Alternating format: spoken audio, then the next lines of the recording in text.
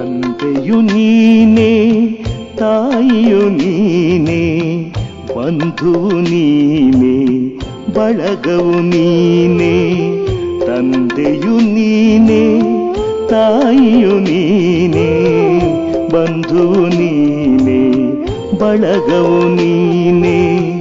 ಸಕಲವು ಎನಗೆ ಬಾಬಾ ನೀನೇ, ಸಕಲವು ಎನಗೆ ಬಾಬಾ ನೀನೇ. ತಂದೆಯು ನೀನೇ, ತಾಯಿಯು ನೀನೇ, ಬಂಧು ನೀನೇ, ಬಳಗವು ನೀನೇ.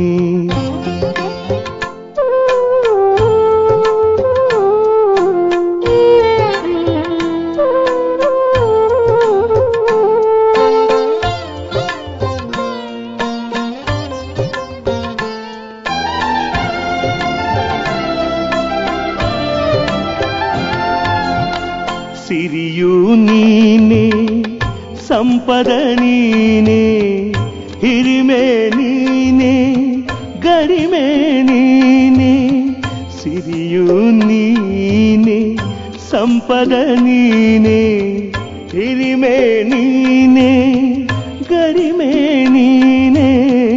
ಸಕಲವು ಎನಗೆ ಬಾಬಾ ನೀನೇ, ಸಕಲವು ಎನಗೆ ಬಾಬಾ ನೀನೇ.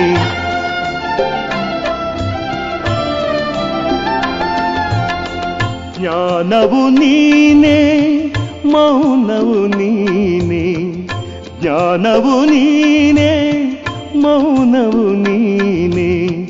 ಜ್ಯೋತಿಯು ನೀನೇ, ಬೆಳಕು ನೀನೇ, ಸಕಲವು ಎನಗೆ ಬಾಬಾ ನೀನೇ. ಜ್ಯೋತಿಯು ನೀನೇ, ಬೆಳಕು ನೀನೇ, ಸಕಲವು ಎನಗೆ ಬಾಬಾ ನೀನೇ.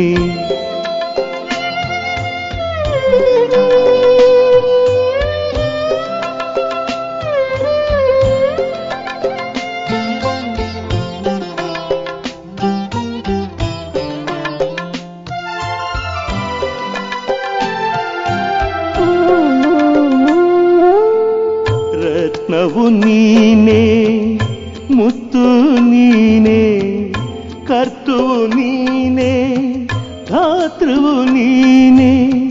ರತ್ನವು ನೀನೇ, ಮುತ್ತು ನೀನೇ, ಕರ್ತುವು ನೀನೇ, ಧಾತೃವು ನೀನೇ. ಸಕಲವು ಎನಗೆ ಬಾಬಾ ನೀನೇ, ಸಕಲವು ಎನಗೆ ಬಾಬಾ ನೀನೇ.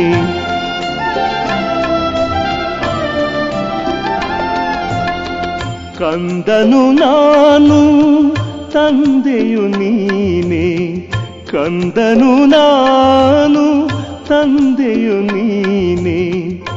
ಅಂಧನು ನಾನು, ಬಂಧನ ಬಿಡಿಸುವ ಗುರುವು ನೀನೇ, ವರವು ನೀನೇ. ಅಂಧನು ನಾನು, ಬಂಧನ ಬಿಡಿಸುವ ಗುರುವು ನೀನೇ, ವರವು ನೀನೇ. ತಂದೆಯು ನೀನೇ, ತಾಯಿಯು ನೀನೇ, ಬಂಧುವು ನೀನೇ, ಬಳಗವು ನೀನೇ. ತಂದೆಯು ನೀನೇ, ತಾಯಿಯು ನೀನೇ, ಬಂಧು ನೀನೇ, ಬಳಗವು ನೀನೇ.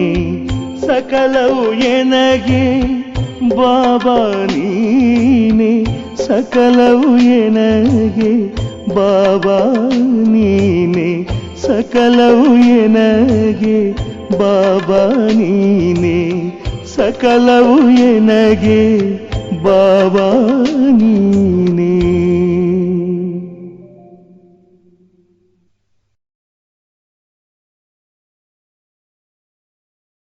ಓಂ ಶಾಂತಿ.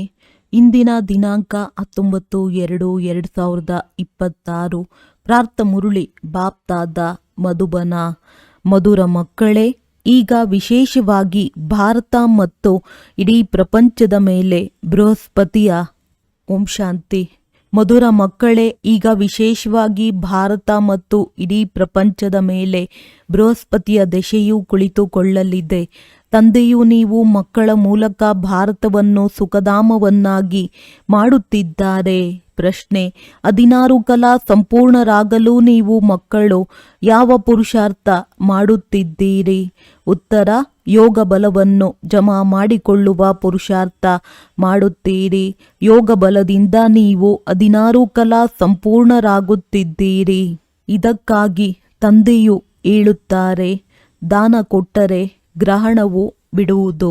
ಕಾಮವಿಕಾರವು ಬೀಳಿಸುವಂಥದ್ದಾಗಿದೆ. ಇದರ ದಾನ ಮಾಡಿಬಿಡಿ, ಆಗ ನೀವು 16 ಕಲಾ ಸಂಪೂರ್ಣರಾಗಿ ಬಿಡುತ್ತೀರಿ. ದೇಹಾಭಿಮಾನವನ್ನು ಬಿಟ್ಟು ದೇಹಿ ಅಭಿಮಾನಿಯಾಗಿ ಶರೀರದ ಪರಿವೆಯನ್ನು ಬಿಟ್ಟು ಬಿಡಿ. ಗೀತೆ. ನೀವು ಮಾತ್ಪಿತಾ. ಓಂ ಶಾಂತಿ. ಮಧುರಾತಿ ಮಧುರ ಆತ್ಮಿಕ ಮಕ್ಕಳು ತಮ್ಮ ಆತ್ಮಿಕ ತಂದೆಯ ಮಹಿಮೆಯನ್ನು ಕೇಳಿದ್ದೀರಿ. ಅವರು ಕೇವಲ ಆಡುತ್ತಾ ಇರುತ್ತಾರೆ. ನೀವಿಲ್ಲಿ ಸನ್ಮುಖದಲ್ಲಿ ಆ ತಂದೆಯ ಆಸ್ತಿಯನ್ನು ತೆಗೆದುಕೊಳ್ಳುತ್ತಿದ್ದೀರಿ. ನಿಮಗೆ ತಿಳಿದಿದೆ, ತಂದೆಯು ನಮ್ಮ ಮುಖಾಂತರವೇ ಭಾರತವನ್ನು ಸುಖಧಾಮವನ್ನಾಗಿ ಮಾಡುತ್ತಿದ್ದಾರೆ. ಯಾರ ಮುಖಾಂತರ ಮಾಡುತ್ತಿದ್ದಾರೆಯೋ ಅವಶ್ಯವಾಗಿ ಅವರೇ ಸುಖಧಾಮದ ಮಾಲೀಕರಾಗುತ್ತಾರೆ. ಮಕ್ಕಳಿಗಂತೂ ಬಹಳ ಖುಷಿ ಇರಬೇಕು. ತಂದೆಯ ಮಹಿಮೆಯು ಅಪರಂಪಾರವಾಗಿದೆ. ಅವರಿಂದ ನಾವು ಆಸ್ತಿಯನ್ನು ಪಡೆಯುತ್ತಿದ್ದೇವೆ. ಈಗ ನೀವು ಮಕ್ಕಳ ಮೇಲೆ ಮತ್ತು ಇಡೀ ಪ್ರಪಂಚದ ಮೇಲೆ ಈಗ ಬೃಹಸ್ಪತಿಯ ಅವಿನಾಶಿ ದಶೆ ಇದೆ. ಈಗ ನೀವು ಬ್ರಾಹ್ಮಣರೇ ತಿಳಿದುಕೊಂಡಿದ್ದೀರಿ. ವಿಶೇಷವಾಗಿ ಭಾರತ ಮತ್ತು ಇಡೀ ಪ್ರಪಂಚದ ಎಲ್ಲರ ಮೇಲೆ ಈಗ ಬೃಹಸ್ಪತಿ ದಶೆಯು ಕುಳಿತುಕೊಳ್ಳಲಿದೆ. ಏಕೆಂದರೆ ನೀವೀಗ 16 ಕಲಾ ಸಂಪೂರ್ಣರಾಗುತ್ತೀರಿ. ಈ ಸಮಯದಲ್ಲಂತೂ ಯಾವುದೇ ಕಲೆ ಇಲ್ಲ. ಮಕ್ಕಳಿಗೆ ಬಹಳ ಖುಷಿ ಇರಬೇಕು. ಇಲ್ಲಿ ಖುಷಿಯಿದ್ದು ಹೊರಗಡೆ ಹೋಗುತ್ತಿದ್ದಂತೆಯೇ ಅದು ಮಾಯವಾಗಿ ಬಿಡಬಾರದು. ಯಾರ ಮಹಿಮೆಯನ್ನು ಆಡುತ್ತಾರೆಯೋ ಅವರು ಈಗ ನಿಮ್ಮ ಬಳಿ ಪ್ರತ್ಯಕ್ಷವಾಗಿದ್ದಾರೆ. ತಂದೆಯು ತಿಳಿಸುತ್ತಾರೆ, 5000 ವರ್ಷಗಳ ಮೊದಲೂ ಸಹ ನಿಮಗೆ ರಾಜ್ಯ ಭಾಗ್ಯವನ್ನು ಕೊಟ್ಟು ಹೋಗಿದ್ದೆನು. ನೀವೀಗ ನೋಡುತ್ತೀರಿ, ಕ್ರಮೇಣವಾಗಿ ಎಲ್ಲರೂ ಕೂಗುತ್ತಿರುತ್ತಾರೆ. ನಿಮ್ಮ ಘೋಷಣಾ ವಾಕ್ಯಗಳು ಪ್ರಸಿದ್ಧವಾಗುತ್ತವೆ. ಹೇಗೆ ಇಂದಿರಾ ಗಾಂಧಿಯು ಹೇಳುತ್ತಿದ್ದರು, ಒಂದು ಧರ್ಮ, ಒಂದು ಭಾಷೆ, ಒಂದು ರಾಜ್ಯವಿರಲಿ ಎಂದು. ಅವರಲ್ಲಿಯೂ ಆತ್ಮವೇ ಹೇಳುತ್ತದೆ. ಎಲ್ಲವೇ ಆತ್ಮಕ್ಕೆ ಗೊತ್ತಿದೆ. ಅವಶ್ಯವಾಗಿ ಭಾರತದಲ್ಲಿ ಒಂದು ರಾಜಧಾನಿ ಇತ್ತು. ಅದು ಈಗ ಸನ್ಮುಖದಲ್ಲಿ ನಿಂತಿದೆ. ಇದು ಎಂದಾದರೂ ಸಮಾಪ್ತಿಯಾಗಬಹುದೆಂದು ತಿಳಿಯುತ್ತಾರೆ. ಇದೇನು ಹೊಸ ಮಾತಲ್ಲ. ಭಾರತವು ಪುನಃ 16 ಕಲಾ ಸಂಪೂರ್ಣ ಆಗಬೇಕಾಗಿದೆ. ನಿಮಗೆ ಗೊತ್ತಿದೆ, ನಾವು ಈ ಯೋಗ ಬಲದಿಂದ 16 ಕಲಾ ಸಂಪೂರ್ಣರಾಗುತ್ತಿದ್ದೇವೆ. ದಾನ ಕೊಟ್ಟರೆ ಗ್ರಹಣವು ಬಿಡುವುದೆಂದು ಹೇಳುತ್ತಾರಲ್ಲವೇ. ತಂದೆಯು ಹೇಳುತ್ತಾರೆ, ವಿಕಾರಿ ಅವಗುಣಗಳ ದಾನ ಕೊಡಿ. ಇದು ರಾವಣ ರಾಜ್ಯವಾಗಿದೆ. ತಂದೆಯು ಬಂದು ಇದರಿಂದ ಬಿಡಿಸುತ್ತಾರೆ. ಇದರಲ್ಲಿಯೂ ಕಾಮವಿಕಾರವು ಬಹಳ ದೊಡ್ಡ ಅವಗುಣವಾಗಿದೆ. ನೀವು ದೇಹಾಭಿಮಾನಿಯಾಗಿ ಬಿಟ್ಟಿದ್ದೀರಿ. ಈಗ ದೇಹಿ ಅಭಿಮಾನಿಯಾಗಬೇಕಾಗಿದೆ. ಶರೀರದ ಬಾಣವನ್ನು ಬಿಡಬೇಕಾಗಿದೆ. ಈ ಮಾತುಗಳನ್ನು ನೀವು ಮಕ್ಕಳೇ ತಿಳಿದುಕೊಳ್ಳುತ್ತೀರಿ. ಪ್ರಪಂಚದವರಿಗೆ ಗೊತ್ತಿಲ್ಲ. ಯಾವ ಭಾರತವು 16 ಕಲಾ ಸಂಪೂರ್ಣನಾಗಿತ್ತೋ, ಸಂಪೂರ್ಣ ದೇವತೆಗಳ ರಾಜ್ಯವಿತ್ತೋ, ಅದಕ್ಕೆ ಈಗ ಗ್ರಹಣವು ಹಿಡಿದಿದೆ. ಈ ಲಕ್ಷ್ಮೀನಾರಾಯಣರ ರಾಜಧಾನಿ ಇತ್ತಲ್ಲವೇ. ಭಾರತವು ಸ್ವರ್ಗವಾಗಿತ್ತು. ಈಗ ವಿಕಾರಗಳ ಗ್ರಹಣ ಹಿಡಿದಿದೆ. ಆದ್ದರಿಂದ ತಂದೆಯು ತಿಳಿಸುತ್ತಾರೆ, ದಾನವನ್ನು ಕೊಟ್ಟು ಬಿಡಿ, ಆಗ ಗ್ರಹಣವು ಬಿಟ್ಟು ಹೋಗುತ್ತದೆ. ಈ ಕಾಮ ವಿಕಾರವೇ ಬೀಳಿಸುವಂಥದ್ದಾಗಿದೆ. ಆದ್ದರಿಂದ ತಂದೆಯು ತಿಳಿಸುತ್ತಾರೆ, ಈ ದಾನವನ್ನು ಕೊಟ್ಟಿದ್ದೇ ಆದರೆ ನೀವು 16 ಕಲಾ ಸಂಪೂರ್ಣರಾಗಿ ಬಿಡುತ್ತೀರಿ, ಇಲ್ಲದಿದ್ದರೆ ಆಗುವುದಿಲ್ಲ. ಆತ್ಮಗಳಿಗೆ ತಮ್ಮ ತಮ್ಮ ಪಾತ್ರವು ಸಿಕ್ಕಿದೆಯಲ್ಲವೇ? ಇದು ಸಹ ನಿಮ್ಮ ಬುದ್ಧಿಯಲ್ಲಿದೆ. ನಿಮ್ಮ ಆತ್ಮದಲ್ಲಿ ಎಷ್ಟೊಂದು ಪಾತ್ರವಿದೆ. ನೀವು ವಿಶ್ವದ ರಾಜ್ಯಭಾಗ್ಯವನ್ನು ತೆಗೆದುಕೊಳ್ಳುತ್ತೀರಿ. ಇದು ಬೇಹದ್ದಿನ ನಾಟಕವಾಗಿದೆ. ಲೆಕ್ಕವಿಲ್ಲದಷ್ಟು ಪಾತ್ರಧಾರಿಗಳಿದ್ದಾರೆ. ಇದರಲ್ಲಿ ಫಸ್ಟ್ ಕ್ಲಾಸ್ ಪಾತ್ರಧಾರಿಗಳು ಈ ಲಕ್ಷ್ಮೀ ನಾರಾಯಣರಾಗಿದ್ದಾರೆ. ಇವರದ್ದು ನಂಬರ್ 1 ಪಾತ್ರವಾಗಿದೆ. ವಿಷ್ಣುವಿನಿಂದ ಬ್ರಹ್ಮ ಸರಸ್ವತಿ ಮತ್ತೆ ಬ್ರಹ್ಮ ಸರಸ್ವತಿಯಿಂದ ವಿಷ್ಣುವಾಗುತ್ತಾರೆ. ಇವರು ಹೇಗೆ 84 ಜನ್ಮಗಳನ್ನು ತೆಗೆದುಕೊಳ್ಳುತ್ತಾರೆ ಎಂದು ಇಡೀ ಚಕ್ರವು ಬುದ್ಧಿಯಲ್ಲಿ ಬಂದು ಬಿಡುತ್ತದೆ. ಶಾಸ್ತ್ರಗಳನ್ನು ಓದುವುದರಿಂದ ಯಾರು ತಿಳಿದುಕೊಳ್ಳುವುದೇ ಇಲ್ಲ. ಅವರಂತೂ ಕಲ್ಪದ ಆಯಸ್ಸನ್ನೇ ಲಕ್ಷಾಂತರ ವರ್ಷಗಳೆಂದು ಹೇಳಿಬಿಡುತ್ತಾರೆ. ಆಗ ಸ್ವಸ್ತಿಕ್ ಚಿತ್ರವೂ ಆಗಲು ಸಾಧ್ಯವಿಲ್ಲ. ವ್ಯಾಪಾರಿಗಳು ಲೆಕ್ಕವನ್ನು ಬರೆಯುವಾಗ ಅದರ ಮೇಲೆ ಸ್ವಸ್ತಿಕ್ ಚಿತ್ರವನ್ನು ಬಿಡಿಸುತ್ತಾರೆ. ಗಣೇಶನ ಪೂಜೆ ಮಾಡುತ್ತಾರೆ. ಇದಂತೂ ಬೇಹದ್ದಿನ ಲೆಕ್ಕವಾಗಿದೆ. ಸ್ವಸ್ತಿಕದಲ್ಲಿ 4 ಭಾಗಗಳಿರುತ್ತವೆ. ಹೇಗೆ ಜಗನ್ನಾಥಪುರಿಯಲ್ಲಿ ಅನ್ನವನ್ನು ತಯಾರಿಸುತ್ತಾರೆ, ಅದು ಬೆಂದ ನಂತರ 4 ಭಾಗಗಳಾಗುತ್ತವೆ. ಅಲ್ಲಿ ಅನ್ನದ ನೈವೇದ್ಯವನ್ನೇ ಇಡುತ್ತಾರೆ, ಏಕೆಂದರೆ ಅಲ್ಲಿ ಹೆಚ್ಚಿನದಾಗಿ ಅನ್ನವನ್ನೇ ತಿನ್ನುತ್ತಾರೆ. ಶ್ರೀನಾಥ ದ್ವಾರದಲ್ಲಿ ಅನ್ನವನ್ನು ತಯಾರಿಸುವುದಿಲ್ಲ. ಅಲ್ಲಂತೂ ಎಲ್ಲವೂ ಶುದ್ಧ ತುಪ್ಪದಿಂದ ಪದಾರ್ಥಗಳನ್ನು ತಯಾರಿಸಲಾಗುತ್ತದೆ. ಭೋಜನವನ್ನು ತಯಾರಿಸುವಾಗಲೂ ಬಹಳ ಶುದ್ಧತೆಯಿಂದ ಬಾಯಿಗೆ ಬಟ್ಟೆ ಕಟ್ಟಿಕೊಂಡು ತಯಾರಿಸುತ್ತಾರೆ. ಪ್ರಸಾದವನ್ನು ಬಹಳ ನಿಷ್ಠೆಯಿಂದ ತೆಗೆದುಕೊಂಡು ಹೋಗುತ್ತಾರೆ. ಭೋಗವನ್ನಿಟ್ಟು ನಂತರ ಅದೆಲ್ಲವೂ ಅಲ್ಲಿನ ಮಾರ್ಗದರ್ಶಕರಿಗೆ ಸಿಗುತ್ತದೆ. ಅದನ್ನು ಅಂಗಡಿಯಲ್ಲಿ ಮಾರಾಟಕ್ಕಾಗಿ ಇಡುತ್ತಾರೆ. ಅಲ್ಲಿ ಬಹಳ ಬೇಡಿಕೆ ಇರುತ್ತದೆ. ಇದನ್ನು ಬ್ರಹ್ಮ ತಂದೆಯು ನೋಡಿದ್ದಾರೆ. ಈಗ ನೀವು ಮಕ್ಕಳಿಗೆ ಯಾರು ಓದಿಸುತ್ತಿದ್ದಾರೆ? ಅತಿ ಪ್ರಿಯ ತಂದೆಯು ಬಂದು ನಿಮ್ಮ ಸೇವಕನಾಗಿದ್ದಾರೆ, ನಿಮ್ಮ ಸೇವೆ ಮಾಡುತ್ತಿದ್ದಾರೆ. ಇಷ್ಟು ನಶೆ ಏರುತ್ತದೆಯೇ? ನಾವಾತ್ಮರಿಗೆ ತಂದೆಯು ಓದಿಸುತ್ತಾರೆ. ಆತ್ಮವೇ ಎಲ್ಲವನ್ನು ಮಾಡುತ್ತದೆ ಎಲ್ಲವೇ? ಮನುಷ್ಯರು ಆತ್ಮವು ನಿರ್ಲೇಪವೆಂದು ಹೇಳಿಬಿಡುತ್ತಾರೆ.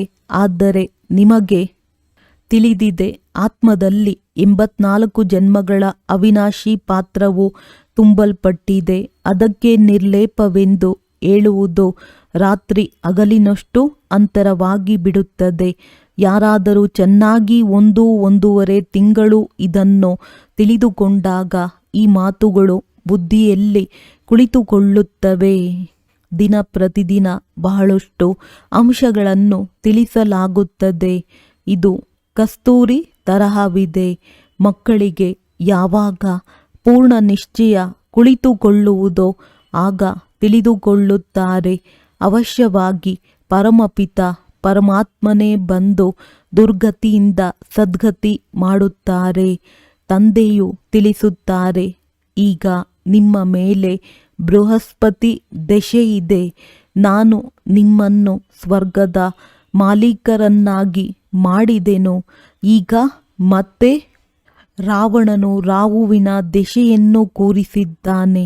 ಈಗ ಮತ್ತೆ ತಂದೆಯು ಸ್ವರ್ಗದ ಮಾಲೀಕರನ್ನಾಗಿ ಮಾಡಲು ಬಂದಿದ್ದಾರೆ. ಅಂದ ಮೇಲೆ ತಮಗೆ ನಷ್ಟ ಮಾಡಿಕೊಳ್ಳಬಾರದು.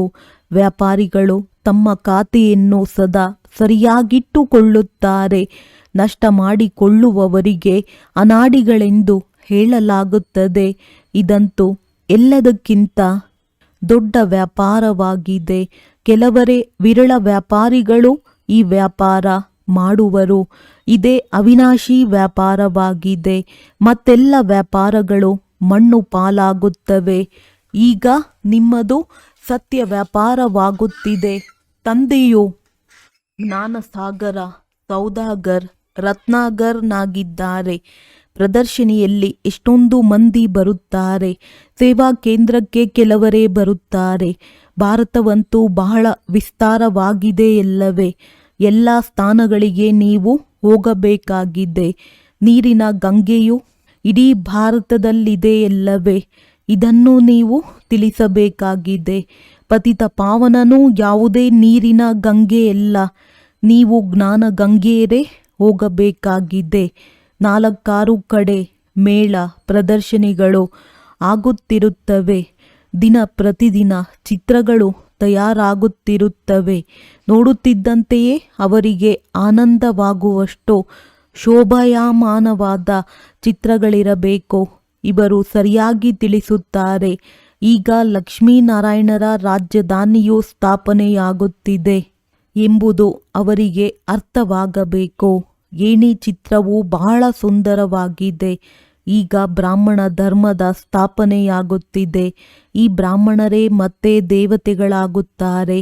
ನೀವೀಗ ಪುರುಷಾರ್ಥ ಮಾಡುತ್ತಿದ್ದೀರಿ ಅಂದಾಗ ಹೃದಯದಲ್ಲಿ ತಮ್ಮೊಂದಿಗೆ ಕೇಳಿಕೊಳ್ಳುತ್ತಾ ಇರಿ, ನನ್ನಲ್ಲಿ ಯಾವುದೇ ಚಿಕ್ಕ ಪುಟ್ಟ ಮುಳ್ಳಂತೂ ಇಲ್ಲವೇ?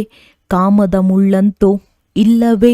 ಕ್ರೋಧದ ಚಿಕ್ಕ ಮುಳ್ಳೂ ಸಹ ಬಹಳ ಕೆಟ್ಟದ್ದಾಗಿದೆ. ದೇವತೆಗಳು ಎಂದು ಕ್ರೋಧಿಗಳಾಗುವುದಿಲ್ಲ. ಶಂಕರನು ಕಣ್ಣು ತೆರೆದ ಕೂಡಲೇ ವಿನಾಶವಾಗುತ್ತದೆ ಎಂದು ತೋರಿಸುತ್ತಾರೆ. ಇದು ಶಂಕರನ ಮೇಲೆ ಒಂದು ಕಳಂಕವನ್ನು ಹೊರಿಸಿದ್ದಾರೆ. ವಿನಾಶವಂತೂ ಆಗಲೇಬೇಕಾಗಿದೆ. ಸೂಕ್ಷ್ಮವತನದಲ್ಲಿ ಶಂಕರನಿಗೆ ಯಾವುದೇ ಸರ್ಪ ಇತ್ಯಾದಿಗಳು ಇರುವುದಿಲ್ಲ. ಸೂಕ್ಷ್ಮವತನ ಹಾಗೂ ಮೂಲವತನದಲ್ಲಿ ಯಾವುದೇ ತೋಟ, ಉದ್ಯಾನವನ, ಸರ್ಪ ಇತ್ಯಾದಿಗಳೇನೂ ಇರುವುದಿಲ್ಲ. ಇವೆಲ್ಲವೂ ಇಲ್ಲಿರುತ್ತವೆ. ಸ್ವರ್ಗವು ಇಲ್ಲಿಯೇ ಆಗುತ್ತದೆ. ಈ ಸಮಯದಲ್ಲಿ ಮನುಷ್ಯರು ಮುಳ್ಳುಗಳಂತಿದ್ದಾರೆ. ಆದ್ದರಿಂದ ಇದಕ್ಕೆ ಮುಳ್ಳಿನ ಕಾಡೆಂದು ಹೇಳಲಾಗುತ್ತದೆ. ಸತ್ಯಯುಗವು ಉದೋಟವಾಗಿದೆ. ನೀವು ನೋಡುತ್ತೀರಿ, ತಂದೆಯು ಎಂತಹ ಉದೋಟವನ್ನಾಗಿ ಮಾಡುತ್ತಾರೆ. ಬಹಳ ಸುಂದರವಾಗಿ ತಯಾರು ಮಾಡುತ್ತಾರೆ. ಎಲ್ಲರನ್ನೂ ಸುಂದರ ಪಾವನರನ್ನಾಗಿ ಮಾಡುತ್ತಾರೆ. ತಾವಂತೂ ಸದಾ ಪಾವನನಾಗಿದ್ದಾರೆ. ಎಲ್ಲ ಪ್ರಿಯತಮೆಯರನ್ನು ಅಥವಾ ಮಕ್ಕಳನ್ನು ಸುಂದರ ಅರ್ಥಾತ್ ಪಾವನರನ್ನಾಗಿ ಮಾಡುತ್ತಾರೆ. ರಾವಣನು ಕಪ್ಪಾಗಿ ಮಾಡಿಬಿಟ್ಟಿದ್ದಾನೆ. ಈಗ ನೀವು ಮಕ್ಕಳಿಗೆ ಖುಷಿಯಾಗಬೇಕು. ನಮ್ಮ ಮೇಲೆ ಬೃಹಸ್ಪತಿ ದಶೆ ಕುಳಿತಿದೆ. ಅರ್ಧ ಸಮಯ ಸುಖ, ಅರ್ಧ ಸಮಯ ದುಃಖವಿದ್ದರೆ ಅದರಿಂದ ಲಾಭವಾದರೂ ಏನು? ಆದ್ದರಿಂದ ನಿಮಗೆ 3/4 ಭಾಗ ಸುಖ, 1/4 ದುಃಖವಿದೆ. ಇದು ನಾಟಕದಲ್ಲಿ ಮಾಡಲ್ಪಟ್ಟಿದೆ. ನಾಟಕವನ್ನು ಹೀಗೇಕೆ ಮಾಡಿದ್ದಾರೆಂದು ಅನೇಕರು ಕೇಳುತ್ತಾರೆ. ಅರೆ, ಇದು ಅನಾದಿಯಲ್ಲವೇ? ಏಕಾಯಿತು ಎಂಬ ಪ್ರಶ್ನೆ ಬರುವಂತಿಲ್ಲ. ಈ ಅನಾದಿ ಅವಿನಾಶಿ ನಾಟಕವು ಮಾಡಲ್ಪಟ್ಟಿದೆ. ಏನು ಮಾಡಲ್ಪಟ್ಟಿದೆಯೋ ಅದೇ ನಡೆಯುತ್ತಿದೆ. ಯಾರಿಗೂ ಮೋಕ್ಷ ಸಿಗಲು ಸಾಧ್ಯವಿಲ್ಲ. ಈ ಅನಾದಿ ಸೃಷ್ಟಿಯು ನಡೆದು ಬರುತ್ತಿದೆ, ನಡೆಯುತ್ತಲೇ ಇರುತ್ತದೆ. ಪ್ರಳಯವಾಗುವುದಿಲ್ಲ. ತಂದೆಯು ಹೊಸ ಪ್ರಪಂಚವನ್ನಾಗಿ ಮಾಡುತ್ತಾರೆ. ಆದರೆ ಇದರಲ್ಲಿ ಎಷ್ಟೊಂದು ಪರಿಶ್ರಮವಿದೆ. ಯಾವಾಗ ಮನುಷ್ಯರು ಪತಿತ ದುಃಖಿಯಾಗುವರೋ ಆಗ ಕರೆಯುತ್ತಾರೆ. ತಂದೆಯು ಬಂದು ಎಲ್ಲರ ಕಾಯವನ್ನು ಕಲ್ಪತರುವನ್ನಾಗಿ ಮಾಡುತ್ತಾರೆ. ಅದರಿಂದ ಅರ್ಧ ಕಲ್ಪ ನಿಮಗೆಂದೂ ಅಕಾಲ ಮೃತ್ಯುವಾಗುವುದಿಲ್ಲ. ನೀವು ಕಾಲದ ಮೇಲೆ ಜಯ ಗಳಿಸುತ್ತೀರಿ ಅಂದಾಗ ಮಕ್ಕಳು ಬಹಳ ಪುರುಷಾರ್ಥ ಮಾಡಬೇಕು. ಎಷ್ಟು ಶ್ರೇಷ್ಠ ಪದವಿಯನ್ನು ಪಡೆಯುವಿರೋ ಅಷ್ಟು ಒಳ್ಳೆಯದು. ಪುರುಷಾರ್ಥವನ್ನಂತೂ ಪ್ರತಿಯೊಬ್ಬರೂ ಸಂಪಾದನೆಗಾಗಿ ಮಾಡುತ್ತಾರೆ. ಸೌದೆ ಮಾರುವವರೂ ಸಹ ನಾವು ಹೆಚ್ಚು ಸಂಪಾದನೆ ಮಾಡಬೇಕೆಂದು ಹೇಳುತ್ತಾರೆ. ಕೆಲವರು ಮೋಸದಿಂದಲೂ ಸಂಪಾದಿಸುತ್ತಾರೆ. ಹಣದ ಮೇಲೆ ಆಪತ್ತಿದೆ. ಸತ್ಯಯುಗದಲ್ಲಂತೂ ನಿಮ್ಮ ಹಣವನ್ನು ಯಾರೂ ಲೂಟಿ ಮಾಡಲು ಸಾಧ್ಯವಿಲ್ಲ. ನೋಡಿ, ಈ ಪ್ರಪಂಚದಲ್ಲಿ ಏನೇನಾಗುತ್ತಿದೆ, ಅಲ್ಲಿ ಇಂತಹ ಯಾವುದೇ ದುಃಖದ ಮಾತಿರುವುದಿಲ್ಲ. ಈಗ ನೀವು ತಂದೆಯಿಂದ ಇಷ್ಟೊಂದು ಆಸ್ತಿಯನ್ನು ಪಡೆಯುತ್ತೀರಿ ಅಂದ ಮೇಲೆ ತಮ್ಮ ಪರಿಶೀಲನೆ ಮಾಡಿಕೊಳ್ಳಿ. ನಾವು ಸ್ವರ್ಗದಲ್ಲಿ ಹೋಗಲು ಯೋಗ್ಯರಿದ್ದೇವೆಯೇ? ನಾರದನ ಉದಾಹರಣೆಯಂತೆ ಮನುಷ್ಯರು ಅನೇಕ ತೀರ್ಥಯಾತ್ರೆಯನ್ನು ಮಾಡುತ್ತಿರುತ್ತಾರೆ. ಸಿಗುವುದೇನೂ ಇಲ್ಲ. 4 ಧಾಮಗಳನ್ನು ಸುತ್ತಿದೆವು, ಆದರೂ ಭಗವಂತನಿಂದ ದೂರವೇ ಉಳಿದೆವು ಎಂದು ಗೀತೆಯೂ ಇದೆಯಲ್ಲವೇ? ಈಗ ತಂದೆಯು ನಿಮಗೆ ಇಷ್ಟು ಒಳ್ಳೆಯ ಯಾತ್ರೆಯನ್ನು ಕಲಿಸುತ್ತಾರೆ. ಇದರಲ್ಲಿ ಯಾವುದೇ ಕಷ್ಟವಿಲ್ಲ.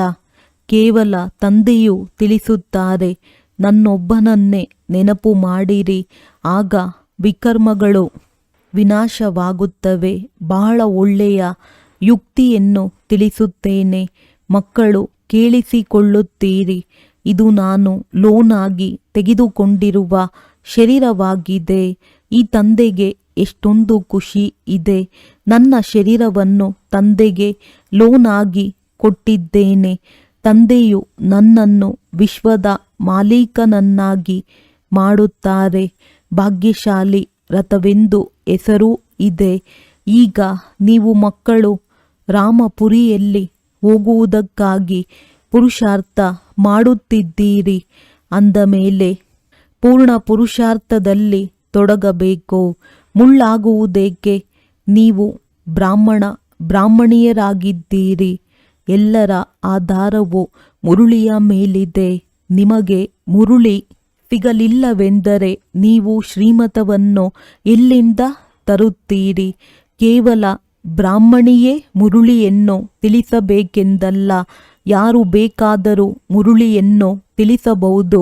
ಆದ್ದರಿಂದ ಇಂದು ನೀವು ತಿಳಿಸಿ ಎಂದು ಹೇಳಬೇಕು. ಈಗ ತಿಳಿಸುವುದಕ್ಕಾಗಿಯೂ ಪ್ರದರ್ಶನಿಯ ಚಿತ್ರಗಳು ಬಹಳ ಚೆನ್ನಾಗಿವೆ.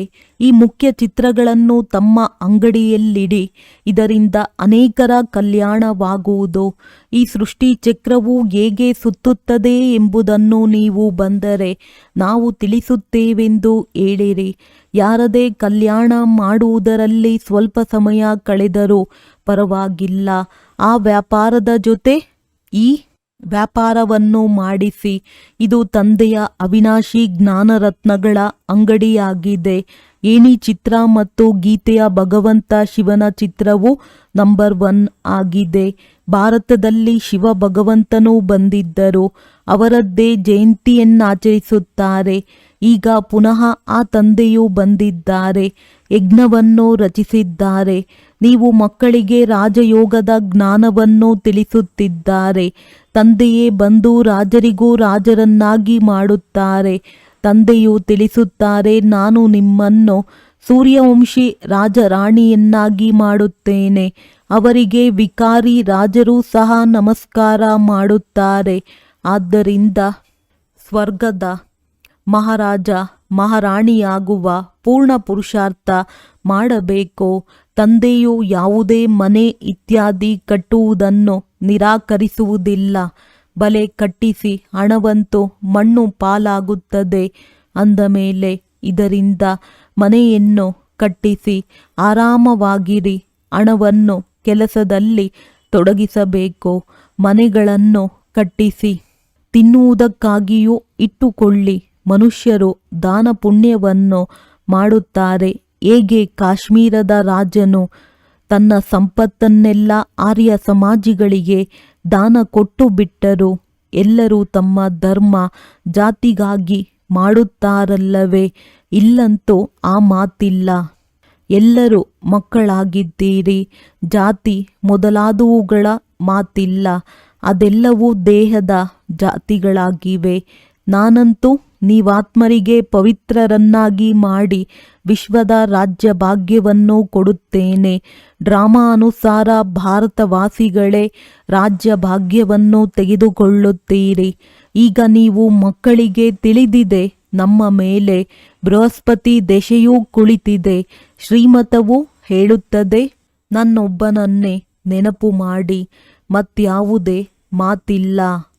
ಭಕ್ತಿ ಮಾರ್ಗದಲ್ಲಿ ವ್ಯಾಪಾರಿಗಳು ಅಲ್ಪ ಸ್ವಲ್ಪ ದಾನ ಧರ್ಮಕ್ಕಾಗಿ ತೆಗೆಯುತ್ತಾರೆ. ಅದರ ಫಲವು ಮುಂದಿನ ಜನ್ಮದಲ್ಲಿ ಅಲ್ಪ ಕಾಲಕ್ಕಾಗಿ ಸಿಗುತ್ತದೆ. ಈಗಂತೂ ನಾನು ಡೈರೆಕ್ಟ್ ಬಂದಿದ್ದೇನೆ ಅಂದ ಮೇಲೆ ನೀವು ಈ ಕಾರ್ಯದಲ್ಲಿ ತೊಡಗಿಸಿ. ನನಗಂತೂ ಏನೂ ಬೇಕಿಲ್ಲ. ಶಿವತಂದೆಯು ತಮಗಾಗಿ ಯಾವುದೇ ಮನೆ ಇತ್ಯಾದಿಗಳನ್ನು ಕಟ್ಟಿಸಬೇಕಾಗಿಲ್ಲ. ಇದೆಲ್ಲವೂ ನೀವು ಬ್ರಾಹ್ಮಣರದ್ದಾಗಿದೆ. ಬಡವರು ಸಾಹುಕಾರರು ಎಲ್ಲರೂ ಒಟ್ಟಿಗೆ ಇರುತ್ತೀರಿ. ಭಗವಂತನ ಬಳಿಯೂ ಸಮದೃಷ್ಟಿ ಇಲ್ಲ. ಕೆಲವರನ್ನು ಮೆಹಲಿನಲ್ಲಿ, ಕೆಲವರನ್ನು ಗುಡಿಸಿಲಿನಲ್ಲಿ ಇಡುತ್ತಾರೆಂದು ಕೆಲವರು ಮುನಿಸಿಕೊಳ್ಳುತ್ತಾರೆ. ಶಿವತಂದೆಯನ್ನೇ ಮರೆತು ಹೋಗುತ್ತಾರೆ. ಶಿವತಂದೆಯ ನೆನಪಿನಲ್ಲಿದ್ದಾಗ ಈ ರೀತಿ ಎಂದು ಮಾತನಾಡುವುದಿಲ್ಲ. ಕೇಳಬೇಕು. ಇವರ ಮನೆಯಲ್ಲಿ ಬಹಳ ಆರಾಮದಿಂದ ಇರುವ ಅಭ್ಯಾಸವಿದೆ ಎಂದರೆ ಅಂಥವರನ್ನು ನೋಡಿ ಪ್ರಬಂಧ ಮಾಡಬೇಕಾಗಿದೆ. ಆದ್ದರಿಂದ ಹೇಳಲಾಗುತ್ತದೆ, ಎಲ್ಲರಿಗೆ ಉಪಚಾರ ಮಾಡಿ. ಯಾವುದೇ ವಸ್ತುವಿಲ್ಲವೆಂದರೆ ಇಲ್ಲಿ ಸಿಗುತ್ತದೆ. ತಂದೆಗಂತೂ ಮಕ್ಕಳ ಮೇಲೆ ಪ್ರೀತಿ ಇರುತ್ತದೆ. ಇಷ್ಟು ಪ್ರೀತಿಯೂ ಮತ್ಯಾರಿಗೂ ಇರಲು ಸಾಧ್ಯವಿಲ್ಲ. ಪುರುಷಾರ್ಥ ಮಾಡಿ ಅನ್ಯರಿಗಾಗಿಯೂ ಯುಕ್ತಿ ರಚಿಸಿ ಎಂದು ಮಕ್ಕಳಿಗೆ ಎಷ್ಟೊಂದು ತಿಳಿಸುತ್ತಾರೆ. ಇದರಲ್ಲಿ 3 ಹೆಜ್ಜೆಗಳಷ್ಟು ಭೂಮಿಯೂ ಬೇಕು. ಅದರಲ್ಲಿ ಕನ್ಯೆಯರು ಜ್ಞಾನವನ್ನು ತಿಳಿಸುತ್ತಿರಲಿ. ಯಾವುದೇ ದೊಡ್ಡ ವ್ಯಕ್ತಿಯ ಹಾಲ್ ಇದ್ದರೆ ನಾವು ಕೇವಲ ಚಿತ್ರಗಳನ್ನಿಟ್ಟುಕೊಳ್ಳುತ್ತೇವೆ. ಬೆಳಗ್ಗೆ ಸಂಜೆ 1-2 ಗಂಟೆಗಳ ಕಾಲ ತರಗತಿಯನ್ನು ನಡೆಸಿ ಹೊರಟು ಹೋಗುತ್ತೇವೆ. ಖರ್ಚೆಲ್ಲವೂ ನಮ್ಮದು, ಹೆಸರು ನಿಮ್ಮದಾಗುವುದು. ಅನೇಕರು ಬಂದು ಕವಡೆಯಿಂದ ವಜ್ರ ಸಮಾನರಾಗುತ್ತಾರೆ ಎಂದು ತಿಳಿಸಬೇಕು. ಒಳ್ಳೆಯದು. ಮಧುರಾತಿ ಮಧುರ ಅಗಲಿ ಹೋಗಿ ಮರಳಿ ಸಿಕ್ಕಿರುವ ಮಕ್ಕಳ ಪ್ರತಿ ಮಾತ್ಪಿತಾ ಬಾಪ್ ತಾದಾರವರ ನೆನಪು, ಪ್ರೀತಿ ಹಾಗೂ ಸುಪ್ರಭಾತ. ಆತ್ಮಿಕ ಮಕ್ಕಳಿಗೆ ಆತ್ಮಿಕ ತಂದೆಯ ನಮಸ್ತೆ. ಧಾರಣೆಗಾಗಿ ಮುಖ್ಯ ಸಾರ. ಒಳಗೆ ಏನೆಲ್ಲವೂ ಮುಳ್ಳುಗಳಿವೆಯೋ ಅದನ್ನು ಪರಿಶೀಲನೆ ಮಾಡಿ ತೆಗೆಯಬೇಕಾಗಿದೆ. ರಾಮಪುರಿಯಲ್ಲಿ ಹೋಗುವ ಪುರುಷಾರ್ಥ ಮಾಡಬೇಕಾಗಿದೆ. ಅವಿನಾಶಿ ಜ್ಞಾನರತ್ನಗಳ ವ್ಯಾಪಾರ ಮಾಡಿ ಅನ್ಯರ ಕಲ್ಯಾಣ ಮಾಡುವುದರಲ್ಲಿ ಸಮಯ ಕೊಡಬೇಕಾಗಿದೆ. ಪಾವನರಾಗಬೇಕು ಮತ್ತು ಮಾಡಬೇಕಾಗಿದೆ. ವರದಾನ: ತಮೋಗುಣಿ ವಾಯುಮಂಡಲದಲ್ಲಿ ತನ್ನ ಸ್ಥಿತಿಯನ್ನು ಏಕರಸ, ಅಚಲ, ಅಡೋಲವಾಗಿ ಇಟ್ಟುಕೊಳ್ಳುವಂತಹ ಮಾಸ್ಟರ್ ಸರ್ವಶಕ್ತಿವಂತ ಭವ. ದಿನ ದಿನಕ್ಕೂ ಪರಿಸ್ಥಿತಿಗಳು ಅತಿ ತಮೋಪ್ರಧಾನವಾಗಲಿದೆ. ವಾಯುಮಂಡಲವು ಇನ್ನಷ್ಟು ಹಾಳಾಗುವುದಿದೆ. ಇಂತಹ ವಾಯುಮಂಡಲದಲ್ಲಿ ಕಮಲ ಪುಷ್ಪ ಸಮಾನ ಭಿನ್ನವಾಗಿರುವುದು ತಮ್ಮ ಸ್ಥಿತಿಯನ್ನು ಸತೋಪ್ರಧಾನ ಮಾಡಿಕೊಳ್ಳುವುದಕ್ಕಾಗಿ. ಇದರಷ್ಟೇ ಸಾಹಸ ಅಥವಾ ಶಕ್ತಿಯ ಅವಶ್ಯಕತೆ ಇರುತ್ತದೆ. ಯಾವಾಗ ನಾನು ಮಾಸ್ಟರ್ ಸರ್ವಶಕ್ತಿವಂತನೂ ಆಗಿದ್ದೇನೆ ಎಂಬ ವರದಾನವು ಸ್ಮೃತಿಯಲ್ಲಿರುತ್ತದೆಯೋ ಆಗ ಯಾವುದೇ ಪರೀಕ್ಷೆಗಳು ಬಲೆ ಪ್ರಕೃತಿಯಿಂದ ಅಥವಾ ಲೌಕಿಕ ಸಂಬಂಧದಿಂದ ಅಥವಾ ದೈವಿ ಪರಿವಾರದಿಂದ ಬರಬಹುದು. ಅದರಲ್ಲಿ ಸದಾ ಏಕರಸ, ಅಚಲ, ಅಡೋಲವಾಗಿ ಇರುತ್ತೀರಿ. ಸ್ಲೋಗನ್: ವರದಾತ ತಂದೆಯನ್ನು ತಮ್ಮ ಸತ್ಯ ಸಂಗಾತಿಯನ್ನಾಗಿ ಮಾಡಿಕೊಳ್ಳುತ್ತೀರೆಂದರೆ ಜೋಳಿಗೆಯು ಬುದ್ಧಿಯ ಜೋಳಿಗೆ ವರದಾನಗಳಿಂದ ಸಂಪನ್ನವಾಗಿರುತ್ತದೆ. ಅವ್ಯಕ್ತ ಸೂಚನೆ: ಏಕತೆ ಮತ್ತು ವಿಶ್ವಾಸದ ಗುಣಲಕ್ಷಣಗಳ ಮೂಲಕ ಸಫಲತಾ ಸಂಪನ್ನರಾಗಿರಿ. ಈ ಪರಮಾತ್ಮ ಜ್ಞಾನದಿಂದಲೇ ವಿಶ್ವದಲ್ಲಿ ಒಂದು ಧರ್ಮ, ಒಂದು ರಾಜ್ಯ, ಒಂದು ಮತದ ಸ್ಥಾಪನೆಯಾಗುತ್ತದೆ. ನಿಮ್ಮ ಈ ಬ್ರಾಹ್ಮಣ ಸಂಘಟನೆಯ ಏಕಮತದ ವಿಶೇಷತೆಯಾಗಿದೆ. ದೇವತಾ ರೂಪದಲ್ಲಿ ಪ್ರಾಕ್ಟಿಕಲ್ ನಡೆಯುತ್ತದೆ. ಈ ವಿಶೇಷತೆಯೇ ಕಮಾಲ್ ಮಾಡುತ್ತದೆ. ಇದರಿಂದಲೇ ಹೆಸರು ಪ್ರಸಿದ್ಧವಾಗುವುದು, ಪ್ರತ್ಯಕ್ಷತೆಯಾಗುವುದು. ಅಂದಾಗ ಈ ವಿಶೇಷತೆಯಲ್ಲಿ ನಂಬರ್ 1 ಆಗಿರಿ. ಇದಕ್ಕಾಗಿ ತಮ್ಮ ಮೂಲ ಸಂಸ್ಕಾರಗಳನ್ನು ಅಳಿಸಿ ಬಾಪ್ ದಾದಾರವರ ಸಂಸ್ಕಾರಗಳನ್ನು ಕಾಪಿ ಮಾಡಿ ಸಮಾನ ಮತ್ತು ಸಂಪೂರ್ಣರಾಗಿ ಆಗ ಪ್ರತಿಯೊಬ್ಬರಿಂದ ತಂದೆಯು ಕಾಣಿಸುವರು ಮತ್ತು ಪ್ರತ್ಯಕ್ಷರಾಗುವರು. ಒಳ್ಳೆಯದು. ಓಂ ಶಾಂತಿ.